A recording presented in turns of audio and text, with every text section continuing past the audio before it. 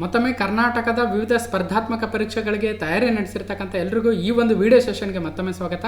ನಾನು ಅಮರೇಶ್ ಪೋತ್ನಾಳ್. ನೋಡಿ, KS prelims ಎಕ್ಸಾಮ್ಗೆ ಇನ್ನೂ ಕೇವಲ ಒಂದೇ ದಿನ ಬಾಕಿ ಇದೆ. ಅಂದರೆ ಇವತ್ತು ಸಂಡೇ, ನಾಳೆ ಬೆಳಿಗ್ಗೆ ಹೋಗಿ ನೀವು ಎಕ್ಸಾಮ್ನ ಬರಿಬೇಕಾಗುತ್ತೆ.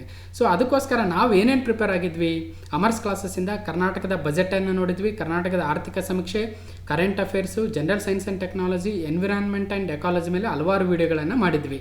ಸೊ ಕರ್ನಾಟಕದ ಆರ್ಥಿಕ ಸಮೀಕ್ಷೆಯಲ್ಲಿ ಇನ್ನೊಂದು ಭಾಗ ಪಾರ್ಟ್ 6 ಬಾಕಿ ಇತ್ತು. ಸೊ ಇವತ್ತಿನ ಈ ವಿಡಿಯೋದಲ್ಲಿ 11 ಇಂಪಾರ್ಟೆಂಟ್ ಪ್ರಶ್ನೆಗಳನ್ನು ನೋಡ್ತಾ ಹೋಗೋಣ ಕರ್ನಾಟಕದ ಆರ್ಥಿಕ ಸಮೀಕ್ಷೆಯ ಭಾಗ 6ರಲ್ಲಿ. ಸೊ ಅಲ್ಲಿಗೆ ಈ ಒಂದು ಎಕನಾಮಿಕ್ ಸರ್ವೆ ಆಫ್ ಕರ್ನಾಟಕದ್ದು ಡಾಕ್ಯುಮೆಂಟ್ನ ಕಂಪ್ಲೀಟ್ ಆಗಿ ರೆಫರ್ ಮಾಡ್ದಂಗೆ ಆಗುತ್ತೆ. ಹಾಗಾದರೆ ಆ 11 ಪ್ರಶ್ನೆಗಳು ಯಾವ್ಯಾವು? ಒಂದೊಂದ್ಸಲ ಏನಾಗುತ್ತೆ ಅಂದರೆ ನೋಡಿ, ನಾವು ಲಾಸ್ಟ್ ಮೊಮೆಂಟಲ್ಲಿ ಪ್ರಿಪೇರ್ ಆಗಿರ್ತಕ್ಕಂಥ ಕ್ವಶನ್ಗಳು ಎಕ್ಸಾಮಲ್ಲಿ ಬಂದುಬಿಟ್ಟಿರ್ತವೆ ಅಲ್ವಾ.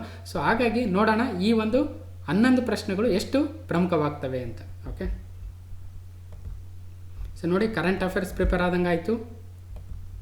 ಕರ್ನಾಟಕದ ಬಜೆಟಲ್ಲಿ 3 ಪಾರ್ಟ್ಸ್ ಆಲ್ರೆಡಿ ಆಗಿದ್ದಾವೆ. 4ನೇ ಭಾಗವನ್ನು ಕೂಡ ಇವತ್ತು ರಿಲೀಸ್ ಮಾಡ್ತೀನಿ ನಾನು. ಮತ್ತು ಕರ್ನಾಟಕದ ಆರ್ಥಿಕ ಸಮೀಕ್ಷೆ ಮೇಲೆ 5 ಭಾಗಗಳಾಗಿದ್ದವು. ಇವತ್ತು 6ನೇ ಭಾಗದಲ್ಲಿ ಒಟ್ಟು 11 ಪ್ರಶ್ನೆಗಳನ್ನ ಡಿಸ್ಕಸ್ ಮಾಡ್ತೀವಿ ಅಂತ ಹೇಳ್ತಾ ಇದ್ದೀನಿ. ಎನ್ವಿರಾನ್ಮೆಂಟ್ ಆ್ಯಂಡ್ ಎಕಾಲಜಿ ಮೇಲೆ 3 ಪಾರ್ಟ್ಸ್ ಆಯಿತು ಮತ್ತು ಸೈನ್ಸ್ ಆ್ಯಂಡ್ ಟೆಕ್ನಾಲಜಿ ಮೇಲೆ 2 ಪಾರ್ಟು ಆಯಿತು. ಸೊ ಇಲ್ಲಿ ನಾನು ಒಂದು ಕಿರು ಪರಿಚಯ ಇದೆ, ನಿಮಗೆಲ್ಲ ಗೊತ್ತಿದೆ. ಸೊ ನೋಡಿ, ಕರ್ನಾಟಕ ಆರ್ಥಿಕ ಸಮೀಕ್ಷೆಯು ಒಂದು 1000 ಪೇಜಸ್ಗಿಂತಲೂ ಜಾಸ್ತಿ ಇರ್ತಕ್ಕಂಥ ಒಂದು ಡಾಕ್ಯುಮೆಂಟ್ ಅಂತ ನಾವು ಆಲ್ರೆಡಿ ನೋಡಿದ್ವಿ. ಸೊ ಆ 1000 ಪೇಜಸ್ಸಲ್ಲಿ ಇಂಪಾರ್ಟೆಂಟ್ ಆಗಿರ್ತಕ್ಕಂಥ 111 ಕ್ವಶನ್ಗಳನ್ನ ನಾವು ಇವತ್ತು ಡಿಸ್ಕಸ್ ಮಾಡಿದಂಗೆ ಆಗುತ್ತೆ. ಓಕೆ, ಸೊ ಕರ್ನಾಟಕದ ಆರ್ಥಿಕ ಸಮೀಕ್ಷೆ ಮತ್ತು ಕರ್ನಾಟಕದ ಬಜೆಟ್ ಭಾಳ ಇಂಪಾರ್ಟೆಂಟ್ ಆಗಿರ್ತಕ್ಕಂಥ ಡಾಕ್ಯುಮೆಂಟ್ಗಳಾಗ್ತವೆ ಎನಿ ಕಾಂಪಿಟೇಟಿವ್ ಎಕ್ಸಾಮಲ್ಲಿ. ಅದರಲ್ಲೂ KS ಅಲ್ಲಂತೂ ಈ ಒಂದು 2 ಡಾಕ್ಯುಮೆಂಟ್ಗಳಿಂದ ಹಲವಾರು ಪ್ರಶ್ನೆಗಳನ್ನು ಬರೋದನ್ನು ನಾವು ನೋಡಿದ್ದೀವಿ. ಸೊ ಆದ್ದರಿಂದ ಇವತ್ತಿನ ಈ ಒಂದು ವಿಡಿಯೋದಲ್ಲಿ ನಾವು ಕರ್ನಾಟಕದ ಆರ್ಥಿಕ ಸಮೀಕ್ಷೆ ಭಾಗ 6ರ ಮೊದಲನೇ ಪ್ರಶ್ನೆ ನೋಡ್ತಾ ಹೋಗೋಣ. ಕ್ವಶನ್ ನಂಬರ್ 1, ಮುಖ್ಯಮಂತ್ರಿಗಳ ಕೌಶಲ್ಯ ಕರ್ನಾಟಕ ಯೋಜನೆ.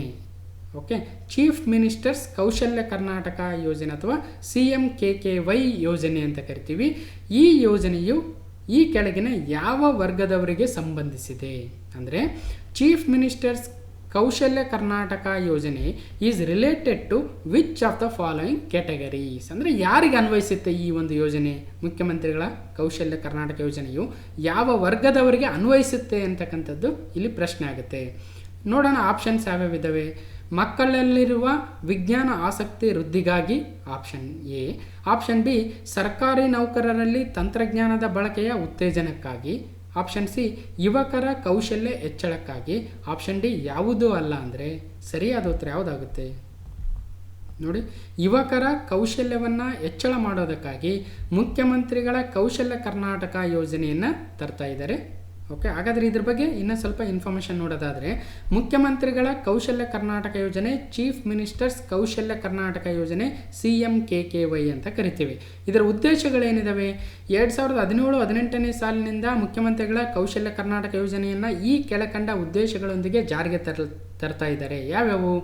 18ರಿಂದ 35 ವರ್ಷದ ಒಳಗಿನ ಯುವಕ ಯುವತಿಯರನ್ನು ಮಾರುಕಟ್ಟೆ ಆಧಾರಿತ ಕೌಶಲ್ಯೀಕರಣ, ಅಂದರೆ market driven skilling, ರೀಸ್ಕಿಲ್ಲಿಂಗ್ and upskilling, ಅಂದರೆ ಅವರ ಕೌಶಲ್ಯವನ್ನು ಹೆಚ್ಚಳ ಮಾಡ್ತಕ್ಕಂಥದ್ದು ಮತ್ತು ಕೌಶಲ್ಯವನ್ನು ರೀಸ್ಕಿಲ್ ಮಾಡ್ತಕ್ಕಂಥದ್ದು ಮತ್ತು ಅಪ್ಸ್ಕಿಲ್ ಮಾಡ್ತಕ್ಕಂಥ ಒಂದು ಯೋಜನೆಯಾಗಿದೆ ಮುಖ್ಯಮಂತ್ರಿಗಳ ಕೌಶಲ್ಯ ಕರ್ನಾಟಕ ಯೋಜನೆ.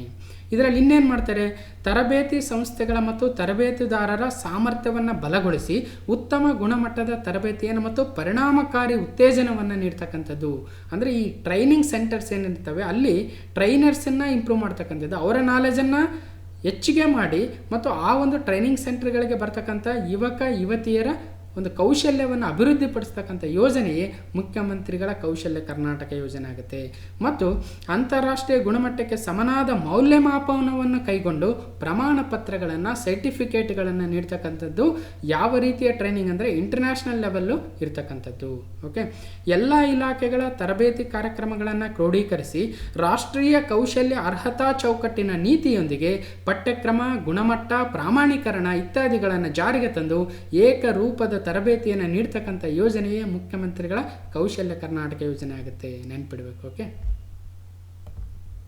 ಸೊ 2ನೇ ಕ್ವಶನ್ನು, ಮುಖ್ಯಮಂತ್ರಿಗಳ ಕರ್ನಾಟಕ ಜೀವನೋಪಾಯ ಯೋಜನೆ. ನೋಡಿ, ಈ ಎಕ್ಸಾಮ್ಗಳಲ್ಲಿ ಈ ಯೋಜನೆಗಳ ಮೇಲೆ, ಸ್ಕೀಮ್ ಮೇಲೆ, ಗೌರ್ಮೆಂಟ್ ತಂದಿರತಕ್ಕಂಥ ಬೇರೆ ಬೇರೆ ಯೋಜನೆಗಳ ಮೇಲೆ ಹಲವಾರು ಕ್ವಶನ್ಗಳು ಬರ್ತವೆ.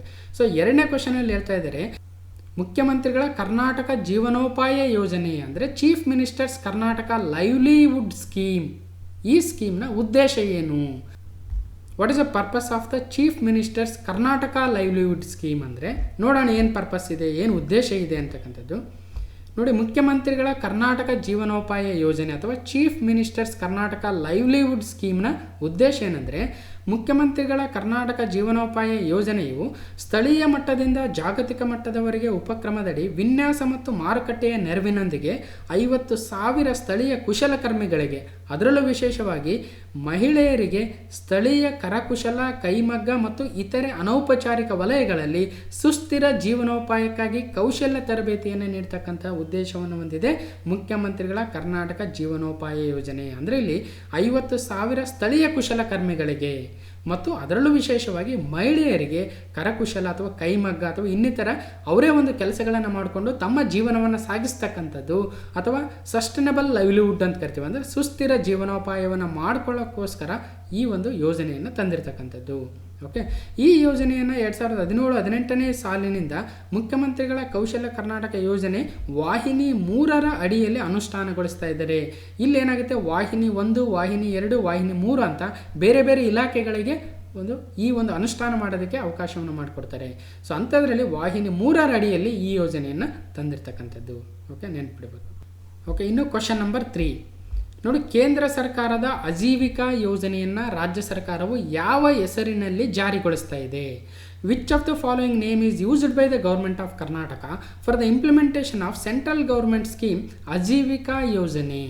ಅಂದರೆ ಸೆಂಟ್ರಲ್ ಗೌರ್ಮೆಂಟ್ ಅವರು ಒಂದು ಯೋಜನೆಯನ್ನು ತಂದಿದ್ರು, ಆಜೀವಿಕಾ ಯೋಜನೆ ಅಂತ.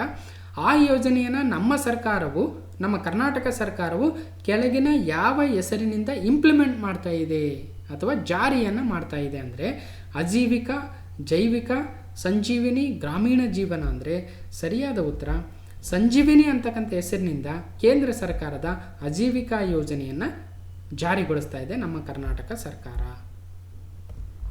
ಇಲ್ಲಿ ನೋಡಿ, ಸಂಜೀವಿನಿ ಕರ್ನಾಟಕ ರಾಜ್ಯ ಗ್ರಾಮೀಣ ಜೀವನೋಪಾಯ ಸಂವರ್ಧನಾ ಸಂಸ್ಥೆ.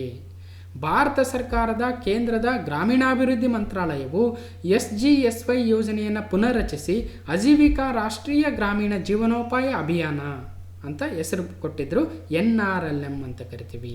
ಓಕೆ, ಸೊ 2010-11ರಿಂದ ಜಾರಿಗೊಳಿಸ್ತಾ ಇದೆ ಕೇಂದ್ರ ಸರ್ಕಾರ. ಇದರನ್ವಯ ರಾಜ್ಯ ಸರ್ಕಾರವು ರಾಜ್ಯದಲ್ಲಿ ಆಜೀವಿಕಾ ಯೋಜನೆಯನ್ನು ಸಂಜೀವಿನಿ ಹೆಸರಿನಲ್ಲಿ 2011ರಿಂದ ಕರ್ನಾಟಕ ರಾಜ್ಯ ಗ್ರಾಮೀಣ ಜೀವನೋಪಾಯ ಸಂವರ್ಧನಾ ಸಂಸ್ಥೆ ಅಂತ ಆ ಸಂಸ್ಥೆಯ ಮೂಲಕ ಜಾರಿಗೊಳಿಸ್ತಾ ಇದೆ ಹಂತವಾಗಿ. ಇದರ ಉದ್ದೇಶವೇನು ನೋಡಿ, ಸಾಂಸ್ಥಿಕ ಸಂಸ್ಥೆಗಳ ರಚನೆ ಮತ್ತು ಬಲವರ್ಧನೆಯನ್ನು ಮಾಡ್ತಕ್ಕಂಥದ್ದು.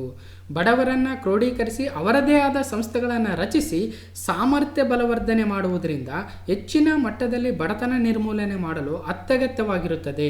ರಾಜ್ಯ ಗ್ರಾಮೀಣ ಜೀವನೋಪಾಯ ಅಭಿಯಾನವು ಬಡತನದಲ್ಲಿರುವ ಎಲ್ಲ ಮಹಿಳೆಯರನ್ನು ಒಂದುಗೂಡಿಸಿ ಮಾಹಿತಿ ಪಡೆಯಲು ಮತ್ತು ವಿಷಯ ವಿನಿಮಯ ಮಾಡಿಕೊಳ್ಳಲು ಸಾಂಸ್ಥಿಕ ಸಂಘಟನೆಗಳು ಮತ್ತು ಸಂಸ್ಥೆಗಳನ್ನು ರಚಿಸುವುದರ ಮೂಲಕ ಕಡು ಬಡತನದಲ್ಲಿರುವ ಮಹಿಳೆಯರಿಗೆ ಒಂದು ವೇದಿಕೆಯನ್ನು ಸೃಷ್ಟಿಸಿಕೊಡ್ತಕ್ಕಂಥ ಉದ್ದೇಶವನ್ನು ಈ ಒಂದು ಯೋಜನೆ ಹೊಂದಿದೆ. ಓಕೆ, ಸಂಜೀವಿನಿ ಯೋಜನೆ ಅಂತ ಕರಿತೀವಿ. ಓಕೆ, 4th ಕ್ವಶನು, ಮಹಿಳಾ ಕಿಸಾನ್ ಸಶಕ್ತೀಕರಣ ಪರಿಯೋಜನೆಯ ಉದ್ದೇಶವೇನು?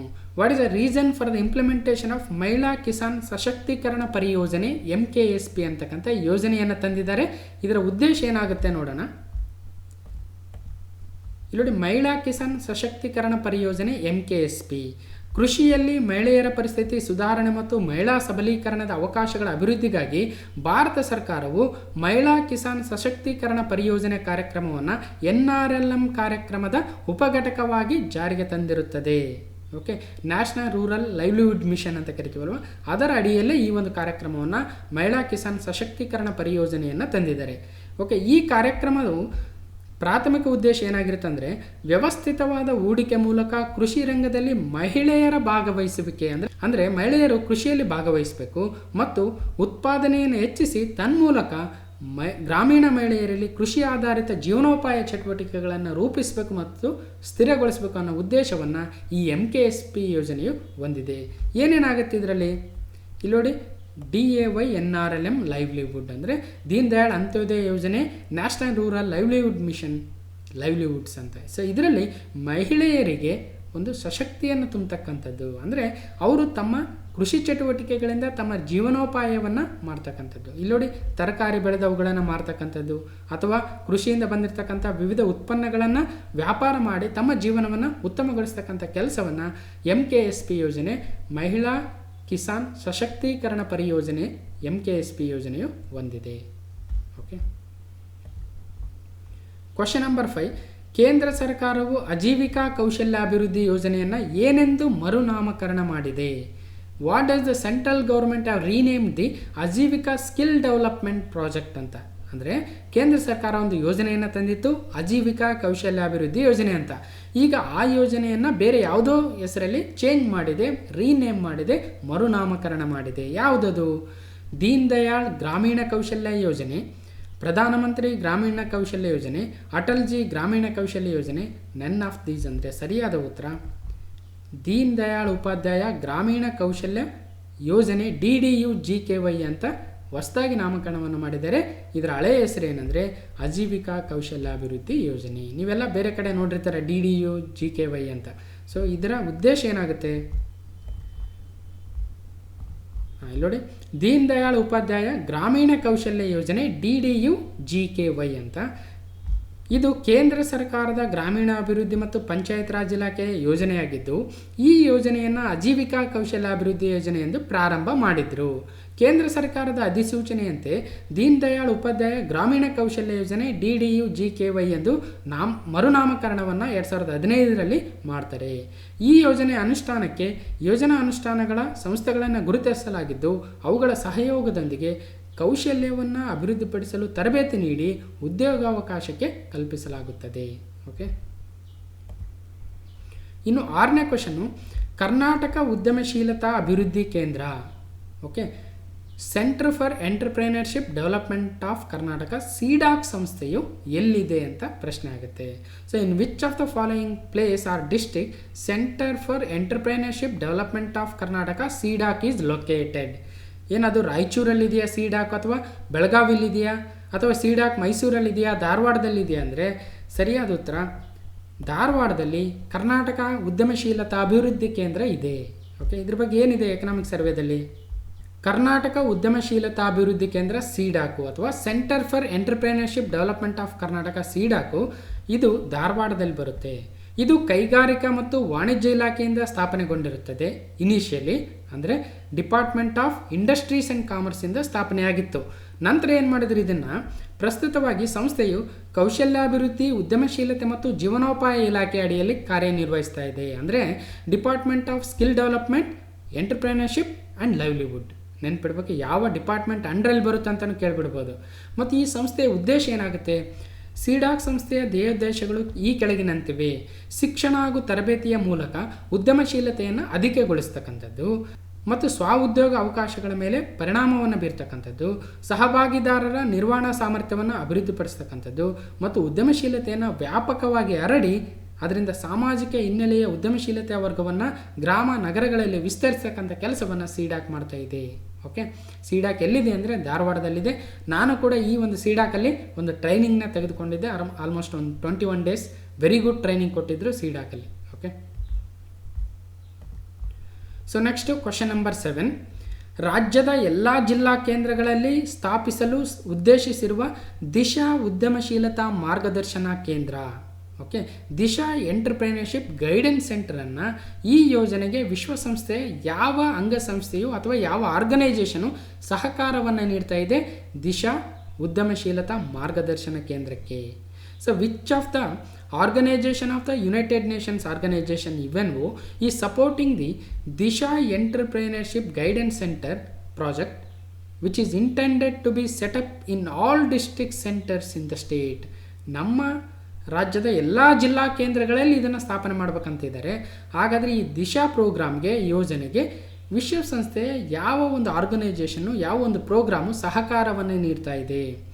ಏನು UNDPಯ ಯುನೈಟೆಡ್ ನೇಷನ್ ಡೆವಲಪ್ಮೆಂಟ್ ಪ್ರೋಗ್ರಾಮ ಅಥವಾ UNCCDಯ ಅಥವಾ ಡೆಸರ್ಟಿಫಿಕೇಷನ್ನ ಕಾಂಬ್ಯಾಟ್ ಮಾಡಬೇಕಂತ ಒಂದು ಸಂಸ್ಥೆ ಇದೆಯಾ ಅಥವಾ UNFCCC ಅಂತ ಕರಿತೀವಿ, ಅಂದರೆ ಕ್ಲೈಮೇಟ್ ಚೇಂಜ್ಗೆ ಒಂದು ಕನ್ವೆನ್ಷನ್ ಇದೆ, ಅದು ಏನಾದರೂ ಸಹಾಯ ಮಾಡ್ತಾ ಇದೆಯಾ, ಅಥವಾ ನನ್ ಆಫ್ ದೀಸ್ ಅಂದರೆ ಸರಿಯಾದ ಉತ್ತರ ನೋಡಿ. ಯುನೈಟೆಡ್ ನೇಷನ್ಸ್ ಡೆವಲಪ್ಮೆಂಟ್ ಪ್ರೋಗ್ರಾಮ್ UNDPಯು ಕರ್ನಾಟಕದ ದಿಶಾ ಉದ್ಯಮಶೀಲತಾ ಮಾರ್ಗದರ್ಶನ ಕೇಂದ್ರಗಳನ್ನು ಸ್ಥಾಪನೆ ಮಾಡಲು ಸಹಕಾರವನ್ನು ನೀಡ್ತಾ ಇದೆ. ಓಕೆ ನೋಡಿ, ದಿಶಾ ಉದ್ಯಮಶೀಲತಾ ಮಾರ್ಗದರ್ಶನ ಕೇಂದ್ರಗಳ ಯೋಜನೆಯ ಬಗ್ಗೆ ರಾಜ್ಯ ಸರ್ಕಾರವು ಉದ್ಯಮಶೀಲತಾ ಅಭಿವೃದ್ಧಿಯ ನಿಟ್ಟಿನಲ್ಲಿ ಕೌಶಲ್ಯಾಭಿವೃದ್ಧಿ, ಉದ್ಯಮಶೀಲತೆ ಮತ್ತು ಜೀವನೋಪಾಯ ಇಲಾಖೆ, ಕೈಗಾರಿಕಾ ವಾಣಿಜ್ಯ ಇಲಾಖೆ ಮತ್ತು ಸಂಯುಕ್ತ ರಾಷ್ಟ್ರಗಳ ಅಭಿವೃದ್ಧಿ ಸಂಸ್ಥೆ ಅಥವಾ ಯುನೈಟೆಡ್ ನೇಷನ್ ಡೆವಲಪ್ಮೆಂಟ್ ಪ್ರೋಗ್ರಾಂನ ಮುಖಾಂತರ ದಿಶಾ ಉದ್ಯಮಶೀಲತಾ ಮಾರ್ಗದರ್ಶನ ಕೇಂದ್ರಗಳನ್ನು ರಾಜ್ಯದ ಎಲ್ಲ ಜಿಲ್ಲಾ ಕೇಂದ್ರಗಳಲ್ಲಿ ಸ್ಥಾಪಿಸಲು ಅನುಮೋದನೆಯನ್ನು ನೀಡಿದೆ. ಸೊ ಈ ಒಂದು ಅನುಮೋದನೆಯಲ್ಲಿ ಮೊದಲನೇ ಹಂತದಲ್ಲಿ ಒಟ್ಟು 16 ಜಿಲ್ಲಾ ಕೇಂದ್ರಗಳಲ್ಲಿ ಈಗ ಆಲ್ರೆಡಿ ದಿಶಾ ಕೇಂದ್ರಗಳನ್ನು, ಮಾರ್ಗದರ್ಶನ ಕೇಂದ್ರಗಳನ್ನು ಸ್ಥಾಪನೆ ಮಾಡಿದ್ದಾರೆ. ಯಾವ್ಯಾವ ಜಿಲ್ಲೆಗಳನ್ನು ತಿಳ್ಕೊಟ್ಟಿದ್ದಾರೆ.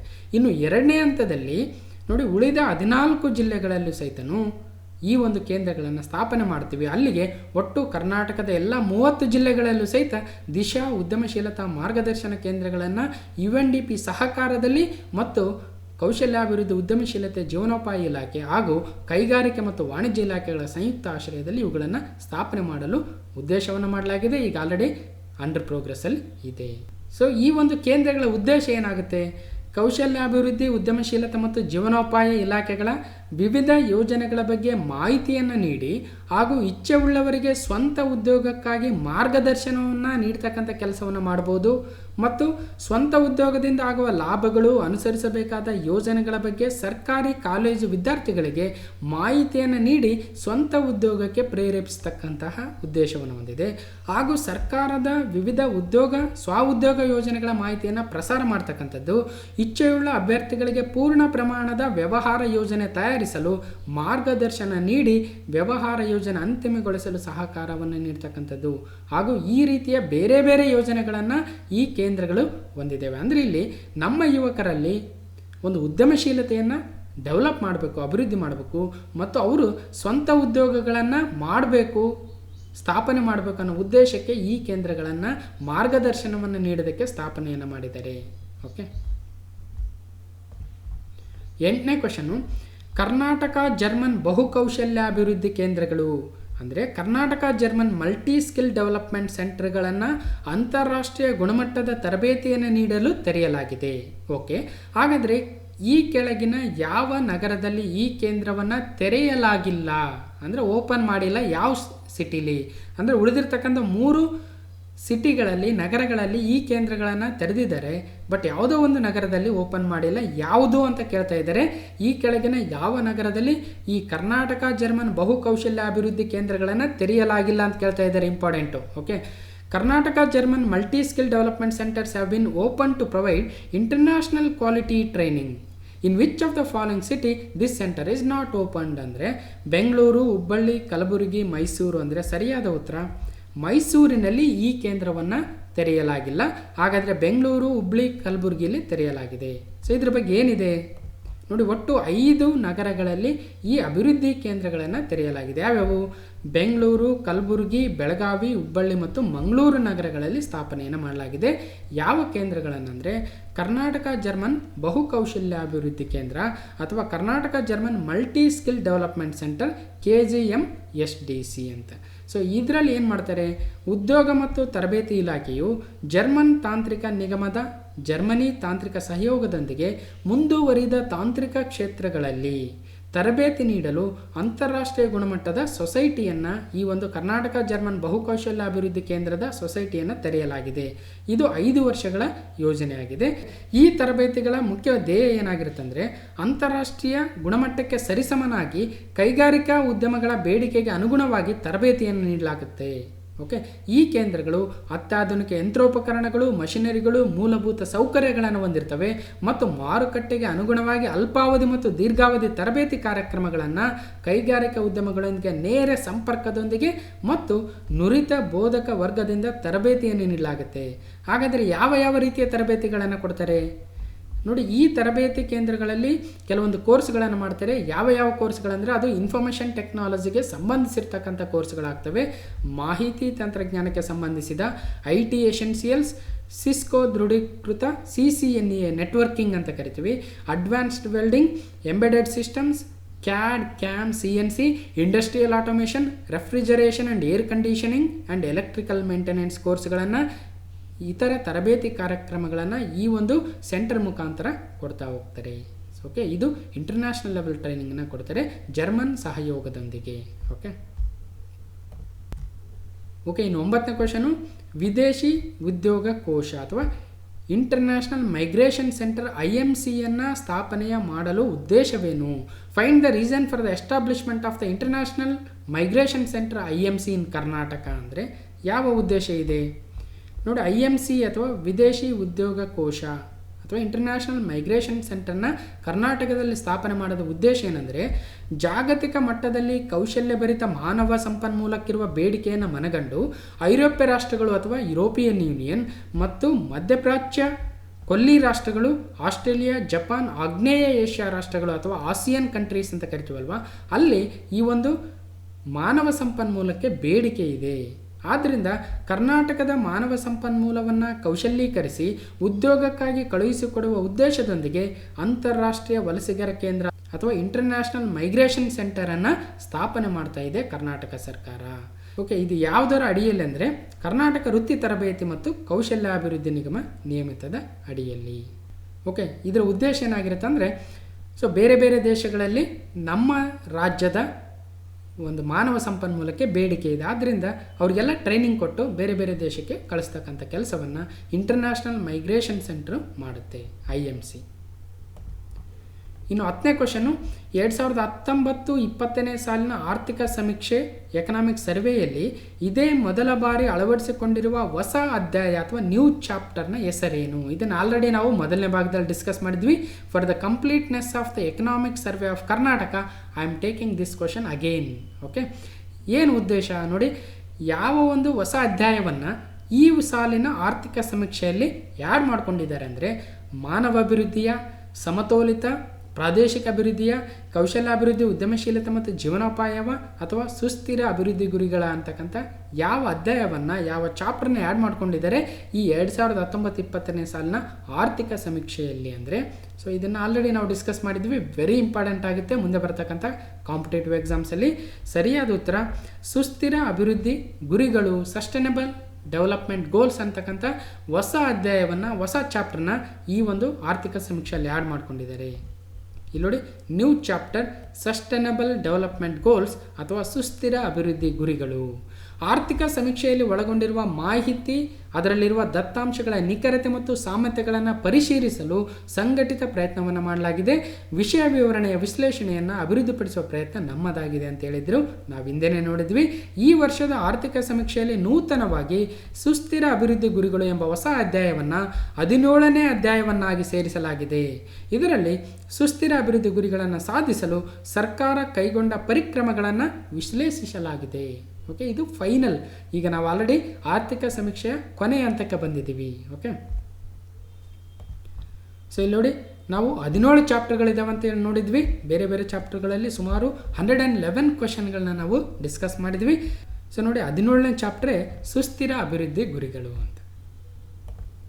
ಇಲ್ಲಿ ನೋಡಿ, ಸುಸ್ಥಿರ ಅಭಿವೃದ್ಧಿ ಗುರಿಗಳು ಅಧ್ಯಾಯ 17ರಲ್ಲಿ ನೋಡ್ತಾ ಇದ್ದೀವಿ.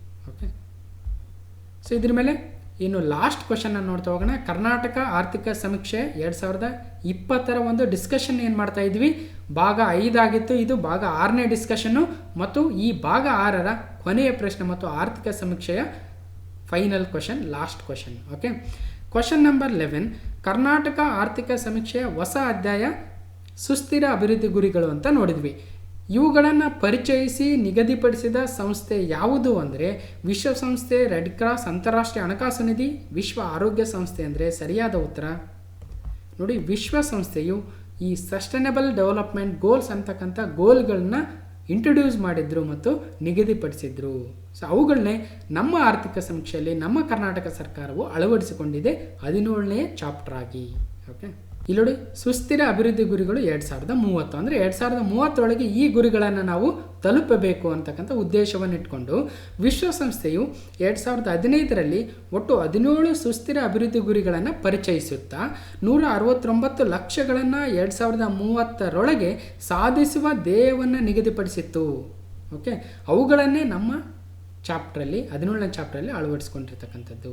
ಓಕೆ, ಸಹಸ್ರಮಾನ ಅಭಿವೃದ್ಧಿ ಗುರಿಗಳಿಗೆ ಹೊಸದಾಗಿ ಹವಾಮಾನ ಬದಲಾವಣೆ, ಆರ್ಥಿಕ ಅಸಮಾನತೆ ನಿರ್ಮೂಲನೆ, ಆವಿಷ್ಕಾರ, ಸುಸ್ಥಿರ ಬಳಕೆ, ಶಾಂತಿ, ಜನ ಮತ್ತು ಭೂಮಿಯ ಸಮೃದ್ಧಿಗಾಗಿ ಸಮಾನವಾದ ನ್ಯಾಯ, ಹೀಗೆ ಒಟ್ಟು 17 ಸುಸ್ಥಿರ ಅಭಿವೃದ್ಧಿ ಗುರಿಗಳನ್ನು ರಚಿಸಲಾಗಿತ್ತು. ಓಕೆ, ಸೊ ಯಾವ 17 ಗುರಿಗಳಂತ ನಾವು ಆಲ್ರೆಡಿ ಡಿಸ್ಕಸ್ ಮಾಡಿದ್ವಿ ನೋಡಿ. ಗುರಿ 1ರಲ್ಲಿ ಏನು ಹೇಳ್ತಾ ಇದ್ದಾರೆ?